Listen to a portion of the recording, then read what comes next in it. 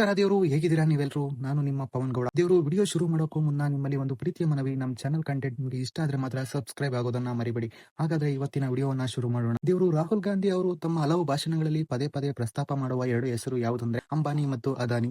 ರಾಹುಲ್ ಗಾಂಧಿ ಅವರು ಪ್ರಮುಖ ಆರೋಪ ಏನಂದ್ರೆ ಕೇಂದ್ರ ಸರ್ಕಾರ ಮತ್ತು ಪ್ರಧಾನಿ ನರೇಂದ್ರ ಮೋದಿ ಅವರು ದೇಶದ ದೊಡ್ಡ ದೊಡ್ಡ ಆಸ್ತಿಗಳು ಮತ್ತು ಅವಕಾಶಗಳನ್ನು ಕೆಲವು ಉದ್ಯಮಗಳಿಗೆ ಅನುಕೂಲವಾಗುವ ರೀತಿಯಲ್ಲಿ ನೀಡುತ್ತಿದ್ದಾರೆ ಅನ್ನೋದು ಅವರ ಆರೋಪ.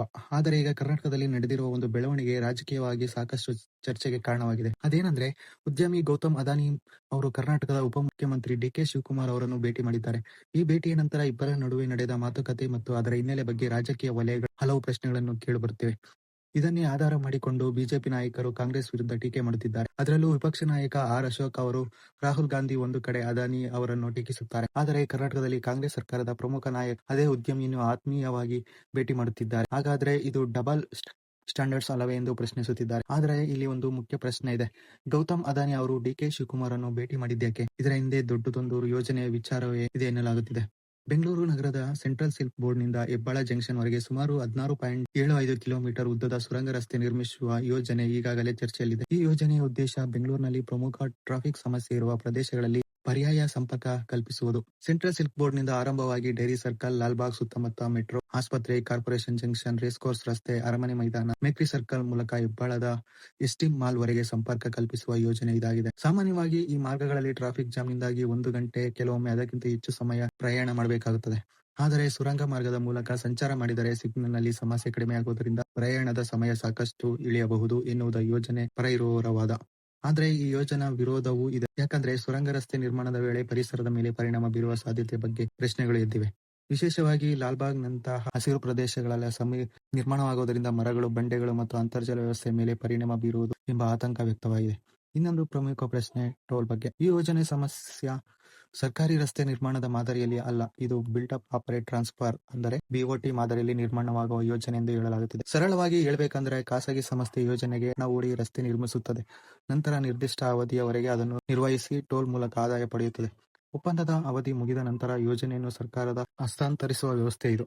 ಹೀಗಾಗಿ ಜನರಲ್ಲಿ ಒಂದು ಪ್ರಶ್ನೆ ಇದೆ. ಈ ರಸ್ತೆಯನ್ನು ಬಳಸುವ ಎಷ್ಟು ಟೋಲ್ ಕೊಡಬೇಕು? ಸಾಮಾನ್ಯ ಜನರಿಗೆ ಅದು ಕೈಗಟ್ಟುವಂತಿದೆಯೇ? ಇನ್ನೊಂದು ಚರ್ಚೆಯ ವಿಷಯವೇನೆಂದರೆ, ಸಾರ್ವಜನಿಕ ಸಾರಿಗೆ ವಾಹನಗಳಿಗೆ ಈ ಮಾರ್ಗದಲ್ಲಿ ಯಾವ ರೀತಿಯ ಅವಕಾಶ ಸಿಗುತ್ತದೆ ಎಂಬುದು. ಹೀಗಾಗಿ ಯೋಜನೆಯ ಪರವಾಗಿಯೂ ಬೆಂಗಳೂರು ಟ್ರಾಫಿಕ್ ಕಡಿಮೆ ಮಾಡಲು ಇಂತಹ ದೊಡ್ಡ ಮೂಲಸೌಕರ್ಯ ಯೋಜನೆಗಳು ಅಗತ್ಯ ಅಂತ ಹೇಳುತ್ತಾರೆ. ವಿರೋಧಿಸುವವರು ಮಾತ್ರ ಪರಿಸರ, ಟೋಲ್ ಮತ್ತು ಸಾರ್ವಜನಿಕರಿಗೆ ಹಾಕುವ ಆರ್ಥಿಕ ಹೊರೆ ಬಗ್ಗೆ ಪ್ರಶ್ನೆ ಮಾಡುತ್ತಿದ್ದಾರೆ. ಇದೀಗ ಬರುತ್ತದೆ ಅತ್ಯಂತ ಪ್ರಮುಖ ವಿಚಾರ, ಅದೇ ಅದಾನಿ ಗ್ರೂಪ್. ಈ ಯೋಜನೆಗೆ ಟೆಂಡರ್ ಕರೆಯಲಾಗಿದ್ದು ಹಲವು ಕಂಪನಿಗಳು ಬಿಡ್ ಮಾಡಿವೆ. ಅದರಲ್ಲಿ ಅದಾನಿ ಎಂಟರ್ಪ್ರೈಸಸ್ ಕೂಡ ಬಿಡ್ ಮಾಡಿದೆ. ರಾಜ್ಯ ಸರ್ಕಾರದ ಅಂದಾಜು ವೆಚ್ಚ ಸುಮಾರು 17,690 ಕೋಟಿ ರೂಪಾಯಿ ಎಂದು ವರದಿಯಾಗಿದೆ. ಅದಾನಿ ಗ್ರೂಪ್ ಸಲ್ಲಿಸಿರುವ ಬಿಡ್ ಸುಮಾರು 22,267 ಕೋಟಿ ರೂಪಾಯಿ ಎನ್ನಲಾಗಿದೆ. ಅಂದರೆ ಇಂತಹ ಬಿಡ್ಡರ್ಗಳಿಗೆ ಹೋಲಿಸಿದಾಗ ಅದಾನಿ ಕಂಪನಿಯ ಬಿಡ್ ಕಡಿಮೆ ಇರಬಹುದು. ಆದರೆ ಸರ್ಕಾರದ ಅಂದಾಜು ವೆಚ್ಚಕ್ಕೆ ಹೋಲಿಸಿದರೆ ಅದು ಹೆಚ್ಚಿನ ಮೊತ್ತವಾಗಿದೆ. ಹೀಗಾಗಿ ಸರ್ಕಾರದ ಮುಂದೆ ಈಗ ಹಲವು ಆಯ್ಕೆಗಳಿವೆ. ಈ ಪ್ರಸ್ತಾವನೆಯನ್ನು ಅನುಮೋದಿಸಬೇಕಾ, ಮತ್ತೆ ಟೆಂಡರ್ ಕರೆಯಬೇಕಾ, ಅಥವಾ ಯೋಜನೆಯನ್ನು ಮರುಪರಿಶೀಲಿಸಬೇಕಾ?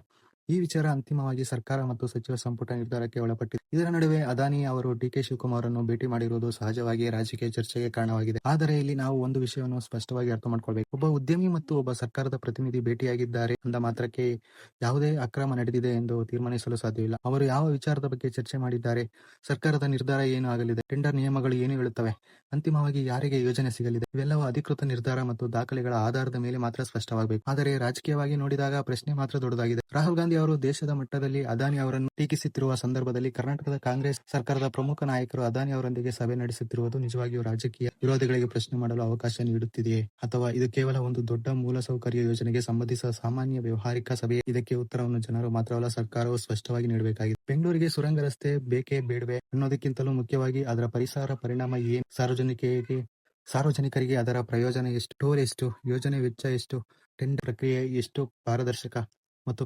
ಕೊನೆಗೆ ರಾಜ್ಯದ ತೆರಿಗೆದಾರರಿಗೆ ಇದರಿಂದ ಆಗುವ ಲಾಭವೇ? ಈ ಎಲ್ಲಾ ಪ್ರಶ್ನೆಗಳಿಗೆ ಉತ್ತರ ಸಿಕ್ಕಾಗ ಮಾತ್ರ ಈ ಯೋಜನೆಯ ಸಂಪೂರ್ಣ ಚಿತ್ರಣ ನಮಗೆ ಅರ್ಥವಾಗುತ್ತದೆ. ದೇವರುಗಳೇ, ಇದು ಕೇವಲ ಅದಾನಿ ಮತ್ತು ಡಿ.ಕೆ.ಶಿ ಅವರ ಭೇಟಿಯ ಕಥೆಯಲ್ಲ. ಇದು ಬೆಂಗಳೂರಿನ ಭವಿಷ್ಯದ ಸಂಚಾರ ವ್ಯವಸ್ಥೆ, ಸಾವಿರಾರು ಕೋಟಿ ರೂಪಾಯಿ ಮೌಲ್ಯದ ಯೋಜನೆ, ಪರಿಸರ ಸಂರಕ್ಷಣೆ ಮತ್ತು ರಾಜಕೀಯ ಆರೋಪ ಪ್ರತ್ಯಾರೋಪಗಳಿಗೆ ಸಂಬಂಧಿಸಿದ ದೊಡ್ಡ ವಿಚಾರ. ಹೀಗಾಗಿ ಈ ವಿಚಾರದಲ್ಲಿ ಯಾರು ಸರಿ ಯಾರು ತಪ್ಪು ಅನ್ನೋದು ತಕ್ಷಣ ನಿರ್ಧರಿಸುವುದು ಬದಲು ಅಧಿಕೃತ ದಾಖಲೆಗಳು ಮತ್ತು ಸರ್ಕಾರದ ಅಂತಿಮ ನಿರ್ಧಾರವನ್ನು ಗಮನಿಸುವುದು ಮುಖ್ಯ. ನಿಮ್ಮ ಪ್ರಕಾರ ಬೆಂಗಳೂರಿಗೆ ಇಂತಹ ಸುರಂಗ ರಸ್ತೆ ಅಗತ್ಯವಿದೆಯಾ, ಅಥವಾ ಪರಿಸರ ಮತ್ತು ಟೋಲ್ ಸಮಸ್ಯೆಗಳನ್ನು ಗಮನದಲ್ಲಿಟ್ಟುಕೊಂಡು ಬೇರೆ ಪ್ರಯಾಣ ಮಾರ್ಗ ಹುಡುಕ್ಬೇಕು? ನಿಮ್ಮ ಅಭಿಪ್ರಾಯ ಕಮೆಂಟ್ನಲ್ಲಿ ತಿಳಿಸಿ.